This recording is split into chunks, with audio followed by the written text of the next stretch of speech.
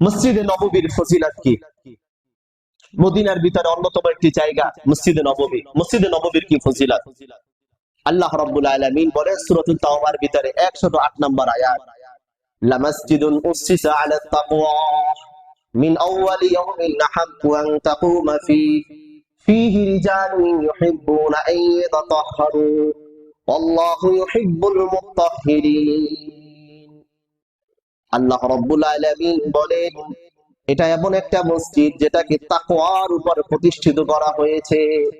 মিন আউয়ালি ইয়াউমিন আহাক্কু আন Takuma ফি, প্রথম দিন থেকে প্রতিষ্ঠিত হওয়ার প্রথম দিন থেকে এটা বেশি হকদার যে তুমি সেখানে দাঁড়াবে, নামাজ আদায় করবে। ফিহি রিজালুন, সেখানে এমন কিছু মানুষ আছে, ইউহিব্বুনা আন ইয়াতাতাহহারু, যারা পবিত্র হতে ভালোবাসে, পবিত্র হতে পছন্দ করে।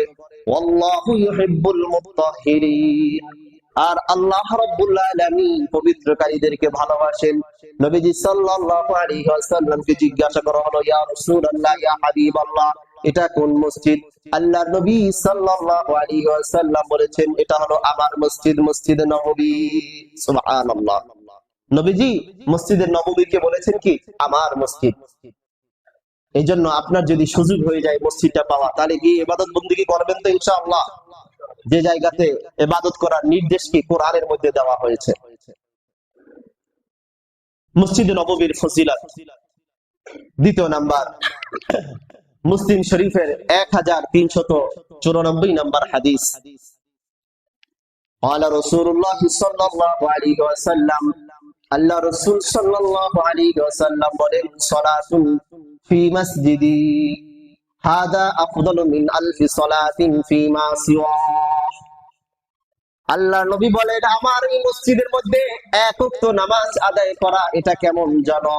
আমার মসজিদ ব্যতীত অন্য মসজিদে 1000 নামাজ পড়ার চাইতে আমার মসজিদে নামাজ পড়া উত্তম। সুবহানাল্লাহ। তাহলে আপনি অন্য মসজিদে এক ওয়াক্ত নামাজ পড়বেন, এক ওয়াক্ত নামাজ পড়াটা যতটুকু সওয়াব, এর চাইতে মসজিদে নববীতে যদি আপনি নামাজ পড়েন তাহলে 1000 গুণ সওয়াব আপনি বেশি পাবেন। সুবহানাল্লাহ। এরপরে তৃতীয় নাম্বার, মসজিদে নববীর ফজিলত।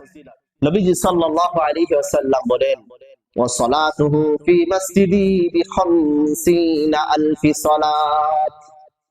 আল্লাহর নবী বলেন কোন বান্দা যদি আমার মসজিদে নামাজ পড়ে, আমার মসজিদে নামাজ যে পড়বে, আমার মসজিদে এক ওয়াক্ত নামাজ যদি পড়ে, এক রাকাত নামাজ যদি কোনো ব্যক্তি পড়ে, আল্লাহ রাব্বুল আলামিন তাকে 50,000 রাকাত নামাজ পড়ার সওয়াব তার আমলনামায় দান করবেন।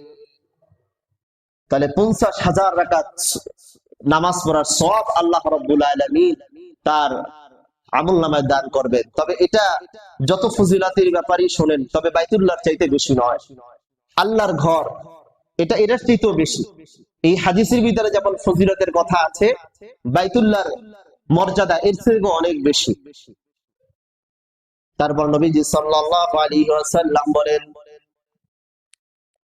চতুর্থ নাম্বার, ক্বালা, নবীজি সাল্লাল্লাহু আলাইহি ওয়াসাল্লাম বলেন, মান সাল্লা ফি মসজিদি 40 সালাতান তাফুতুহু সালাতুন কুতিবা লাহু বারাআতুন মিনান নার। আল্লাহ নবী বলেন যে ব্যক্তি আমার মসজিদে একাধারে 40 দিন নামাজ পড়বে, এক ওয়াক্ত নামাজও তার ছুটবে না, তাকবীর উলার সাথে 40 দিন যে ব্যক্তি আমার মসজিদে নামাজ আদায় করবে, আল্লাহ রাব্বুল আলামিন নগদ নগদ দুনিয়াতে তাকে কিছু পুরস্কারে পুরস্কৃত করবেন। এক নাম্বার, কুতিবা লাহু বারাআতুন মিনান নার, জাহান্নাম থেকে আল্লাহ রাব্বুল আলামিন দুনিয়াতে এসে থাকা অবস্থায় তাকে জাহান্নাম থেকে মুক্তি দান করবেন। জোরে বলেন সুবহানাল্লাহ। ওয়া বারাআতুন মিনাল আযাব, দ্বিতীয় নাম্বার, জাহান্নামের যত প্রকার আযাব আছে আযাব থেকে তাকে মুক্তি দান করবেন। তিন নাম্বার, ওয়া বারিআ মিনান নিফাক, যত রকমের নেফাকি আছে, যত রকমের কপটতা আছে, ওই কপটতা থেকে, নেফাকি থেকে, মুনাফিকি থেকে আল্লাহ রাব্বুল আলামিন তাকে মুক্তি দান করবেন। তাহলে আল্লাহ রাব্বুল আলামিন দুনিয়াতে থাকা অবস্থায় 3টা পুরস্কার তাকে নগদ নগদ দান করবেন। এই জন্য আমরা কি দিলে ইচ্ছা করতে পারি না এটা যে আমি মসজিদে গিয়ে আমি মসজিদে নববীতে 40 দিন ইনশাআল্লাহ অবস্থান করব? এটা কি বলেন? করবেন তো ইনশাআল্লাহ? হিম্মত। আল্লাহ তাআলার কাছে দোয়া করেন, আল্লাহ তাআলা সহজ করে দিবেন। এরপরে মসজিদে নববীর ফজিলত, নবীজি সাল্লাল্লাহু আলাইহি ওয়াসাল্লাম বলেন, মান জাআ মসজিদি হাদা লাম ইয়াতিহি, যে ব্যক্তি আমার মসজিদে আসে, ইল্লা লিখাইরিন ইয়াতাআল্লামুহু, কোন দ্বীনি ইলম শিক্ষা করার জন্য, কোন কল্যাণ হাসিল করার জন্য আসে, আও ইউআল্লিমুহু, অথবা কাউকে কোন ইলম শিক্ষা দেওয়ার জন্য আসে, ফাহুয়া বিমানজিলাতিল মুজাহিদি ফি সাবিলিল্লাহ, ওই ব্যক্তিকে আল্লাহ রাব্বুল আলামিন আল্লাহর রাস্তার মুজাহিদদের ন্যায় মর্যাদা দান করবে। জোরে বলেন সুবহানাল্লাহ। আফগানিস্তানের মুজাহিদরা রাশিয়ার বিরুদ্ধে যুদ্ধ করেছে, আমেরিকার বিরুদ্ধে যুদ্ধ করেছে। তারা যুদ্ধ করে যে পরিমাণ ফজিলত আল্লাহর কাছে তারা অর্জন করেছে, আল্লাহ রাব্বুল আলামিন, আল্লাহ নবী বললেন, এই রকমের ভাবে যারা আল্লাহর রাস্তার যারা মুজাহিদ আছে, এদের নেকের সমপরিমাণ সওয়াব আল্লাহ রাব্বুল আলামিন তোমাকে দান করবেন, যদি তোমার ইচ্ছা থাকে এমন যে আমি একটা হাদিস শোনার জন্য ওখানে যাব। দেখবেন মসজিদে নববীর পাশে অনেক মানুষ হাদিস পড়াচ্ছে, অনেক মানুষ হাদিস শুনছে। আপনি এই নিয়ত করে আপনি এখানে বসে যান। আপনি ওমরায় যাচ্ছেন, আপনি হজ করার জন্য যাচ্ছেন, যখন আপনি মদিনায় যাবেন তখন আপনি এই নিয়ত করে বসবেন যে আমি শুনেছি যে আল্লাহর নবীর এই জায়গাটায় যদি আমি একটা হাদিস শোনার জন্য বসি, যদি আমি একটি কল্যাণের কোন জিনিস আমি শেখার জন্য এখানে বসি, তাহলে আল্লাহ রাব্বুল আলামিন মুজাহিদদের ন্যায় আমার সওয়াব দান করবেন। জোরে বলেন সুবহানাল্লাহ। তাহলে ইনশাআল্লাহ আমরা এই ইরাদাগুলো আমরা দিনের ভিতরে আমরা রাখতে পারি না ইনশাআল্লাহ।